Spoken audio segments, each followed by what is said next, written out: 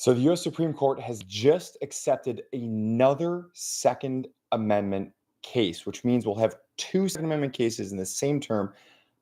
I don't think it's ever happened before, but here we are. We're talking Cargill, we're talking Garland, we're talking bump stocks. Yes, we're fundamentally talking about machine guns, but we're also fundamentally talking about ATF power creep. And a lot of people are saying that the ATF has been power creeping for quite a few decades at this point. So let's take a look at exactly what's going to be going on here. Now, as a note, the plaintiff's briefs, the respondent's briefs, all that kind of stuff, you can find that down in the description below. Also, let me know if you want a longer version of anything that we're going to be going into. I'm doing this at almost 11 o'clock at night on a Friday night, my time. So, guys, let's get into it. The questions that we're going to be fundamentally looking at here are twofold, and I want you to pay attention to what we're not talking about. Number one, whether a bump stock equipped semi-automatic weapon fires, quote, automatically more than one shot by a single function of the trigger, end quote, and therefore falls within the definition of a machine gun found at 26 USC 5845 sub B. The court is also being asked to address whether the following question, which was addressed by the Court of Appeals and is encompassed within basically the government's question, which I'll get to in a moment, should also happen. Number two, if the definition of machine gun found at that same statute is ambiguous, whether the Fifth Circuit, that's where this case came from, the generally very pro-Second Amendment Fifth Circuit, I'll add, correctly held that the rule of lenity, I'll explain what that means, requires courts to construe statutory ambiguity against the government. All that's coming up, we're going to unpack it really quickly. First, I want to cover for you what is the actual definition of a machine gun. Again, that's at 26 USC 5845 sub B. The statute reads, the relevant part reads in quotes, the term machine gun means any weapon which shoots, is designed to shoot, or can be readily restored to shoot automatically more than one shot without manual reloading. And here's the key part, by a single function of the trigger. That's the part we're arguing about, by a single function of the trigger. Why are we arguing about it? For decades, the ATF regulations, now remember, Congress passes laws, then we've got about 400 some odd agencies that are out there that among their various duties, whether you love it or hate it, that's not what we're talking about right now, but among their various duties is to interpret the laws that Congress enact. So they have certain interpretive duties that are delegated to them by Congress, but those interpretations may not go beyond the statutory authority. So in other words, they cannot go beyond the lines drawn by statute, okay?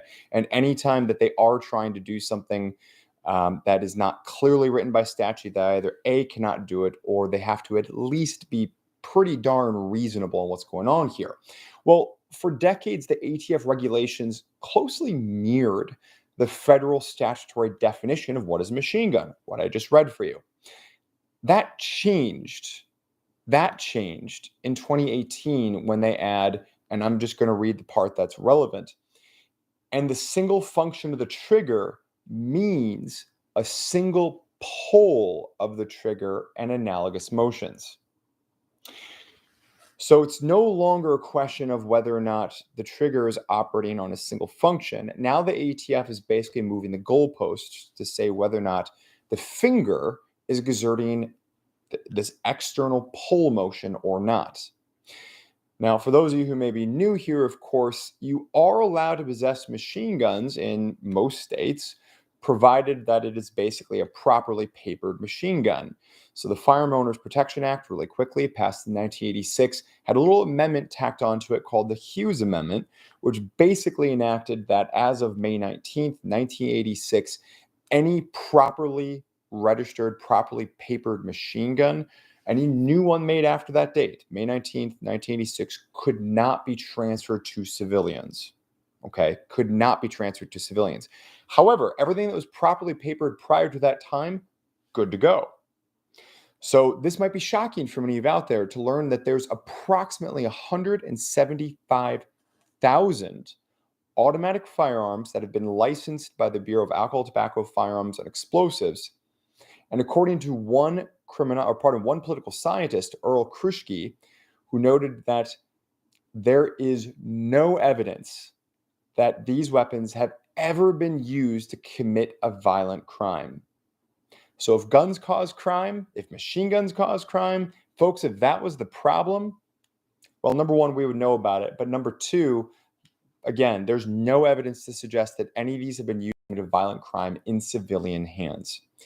Okay, so back to this. So bump stocks, right? They're these things that get affixed most commonly to AR-15s, and they basically simulate. It's like a poor man's automatic fire, for lack of a better way of putting it. But importantly, it's not automatic fire. It's semi-automatic fire because it's, again, one function of the trigger. So in 2010, the ATF approved bump stocks as being good to go, as being in compliance with federal statute, federal code, as not changing, not converting, not remanufacturing or redesigning a semi-automatic firearm into a machine gun. Then in 2018, in the wake of course, the Las Vegas massacre, where bump stocks unfortunately played a central feature, the ATF basically, under congressional pressure, changed their attack, changed their approach, and said, look, they're now contraband. We have now decided that these are now going to be considered machine guns. It's illegal, and all about 500,000 or so devices that are out there have been lawfully disseminated in the public. No good. Felons can't even turn it in. There's no for any kind of buyback or anything like that. Not that I'm suggesting that that would in any way, shape, or form be constitutional or fair or just or lawful. But we basically had an organization, the ATF, that came out in 2010 and said perfectly good to go. Now in 2018, saying not good to go. Okay. Now this wound up triggering a lawsuit brought by the New Civil Liberties Alliance, and specifically by their client based out of Austin, Texas, a gun shop owner, as well as Army veteran Michael Cargill. That's the Cargill in the lawsuit's name, Cargill v. Garland. And he, as well as 500,000 other Americans, were, of course, told that they basically have to either destroy or turn them in or go to prison. Those were the choices. Now, the Fifth Circuit Court of Appeals, and again, I'm passing over some stuff, so this isn't a 50-minute video. I've done a lot of videos following this case all the way through, so be sure to check out that lineage, that library there. The Fifth Circuit said no. Nope. And they said no for a couple really interesting reasons, again, that we're going to be getting into, and it's not what you think. It is not what you think. But importantly, this ruling was basically joined subsequently by decisions from the U.S. Circuit Court of Appeals coming out of the Sixth Circuit Court of Appeals, as well as the Navy Marine Court of Appeals, specifically their Criminal Appeals Division. So depending on how you want to classify the Navy Marine Corps of Criminal Appeals, there's basically 3 federal circuit courts of appeals that have said, yep, this rule's no good as it applies to bump stocks, not working. Now, this contrasts on the other side of the aisle with the 10th Circuit as well as the D.C. Circuit rejecting this, saying, look, it's good to go. The ATF rule is good to go. These are machine guns. We agree. Okay. Why is this important? Because when you have certain circuit courts over here, remember that you have federal district courts. There's 94 federal district courts. That's the federal trial courts.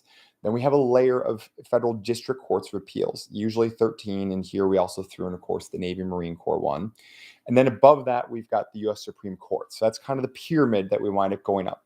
Federal district court, federal circuit court, then the U.S. Supreme Court. There's no one else beyond them. Okay. This resulted in what's called a circuit court split, where you have different parts of the country that have reached, in our case, the exact opposite legal conclusions. Now, recall here that the U.S. Supreme Court is not required to hear a case like this. People can file for what's called a writ of certiorari or certiorari, depending upon where you're in the country and how they want to pronounce it. That's the writ where a party is requesting the U.S. Supreme Court to say, look, check out our case. We want our case heard before you. But the U.S. Supreme Court is under no obligation to hear it. In fact, they generally only accept between about 2 to maybe or so 3%. I think maybe about 8 years ago, they spiked to 4% or something like that. But it's usually between about 2 to 3% of cases that apply to be heard before the U.S. Supreme Court will actually be heard. But something that is likely to juice up the chances of the US Supreme Court taking it is exactly what we have here, and exactly why I've been predicting over and over and over again on different videos that yes, this is really going to be a hot button issue that's at very high risk of the US Supreme Court hearing it, because we have the circuit court split. Now, for those of you who are wondering, I did a little poking around. About 51% of the time, a little over 51%, I think it was 51.8 or something like that, percent of the time, historically, the US Supreme Court since 2005 has sided with the side that has the more circuit courts beyond it. So depending on how you want to look at this, you've got the 5th and the 6th in favor of the Second Amendment, in favor of bump stocks. You've got the 10th and the DC Circuit against. We also have the Navy Marine Corps Court of Criminal Appeals in favor of striking down the ban here. So I don't know if you want to say it's 3 versus 2 or 2, but Second Amendment side wins on the tiebreak. But hey, it's 51% and change, which incidentally, according to one study I read recently, is the same outcome if you pick whatever side is face up before someone tosses a coin. Yes, go ahead, Google it. I saw that recently. So there you go. So what was the winning play in the Fifth Circuit, which was also largely signed off on by the Sixth Circuit? What was the path to the end zone that allowed the Second Amendment to win and allowed the ATF rule to be struck down? It's not on Second Amendment grounds. In fact, Second Amendment didn't really factor into this at all. Before I get into this, which is coming up next, be sure to hit that like button. Let me know what you think about all this. How is this going to turn out? Is the fix in? Is it not in? Let me know in the comments section below. I look forward to reading your comments. Look forward to joining that discussion myself when I get a little bit of time. I will be weighing in because this is going to be a really, really interesting one, and a case, of course, we'll be closely following. So be sure to hit the like button. Okay. This is basically a two-step analysis. Step one, if you look at the machine gun statute, one function of the trigger is a bump stock a machine gun. Many jurists, that's a fancy way of saying judges, now you're in on the secret code. Many jurists and firearm experts simply say, no, it's not a machine gun. So case closed. We don't have to talk about this anymore. So that's basically step one, and you can end the analysis there. Step two, in the alternative, even if you don't buy that, and what the Fifth Circuit said is, look, this machine gun statute, it may not be as straightforward as what the ATF wants you to think. How do we know that?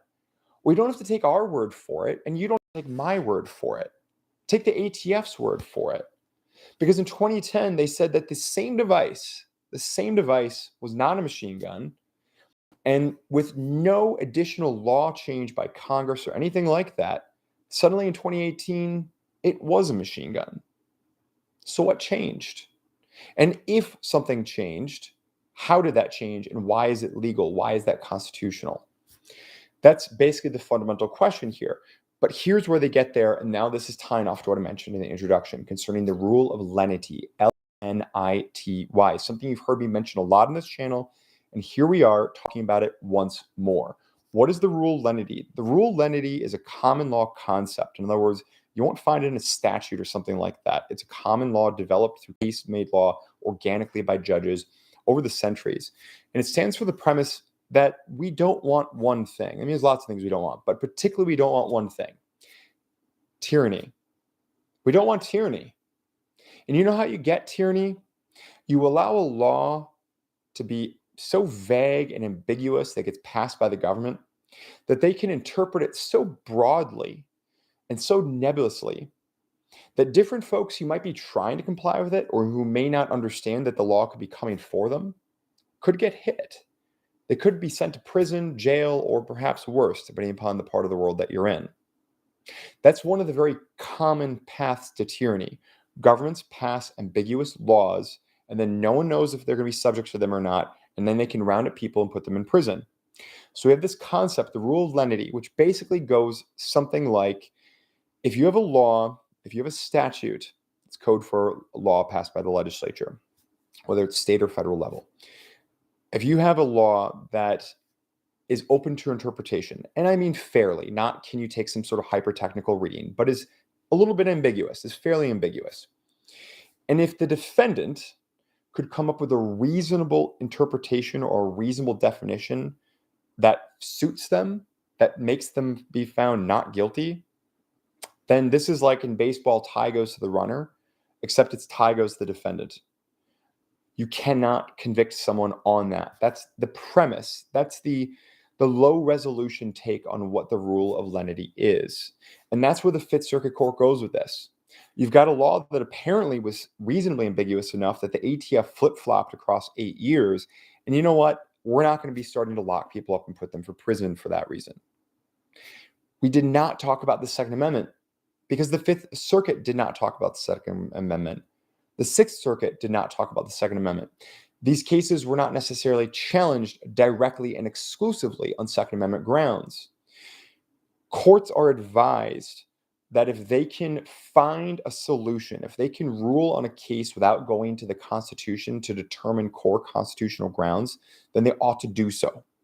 So an aggressive litigant, an aggressive plaintiff in a case, if they really, really, really want to tee this off on the Second Amendment, they won't be raising other challenges like the rule of lenity or these other sorts of things, which may not incidentally stop a court from ruling on those grounds, by the way.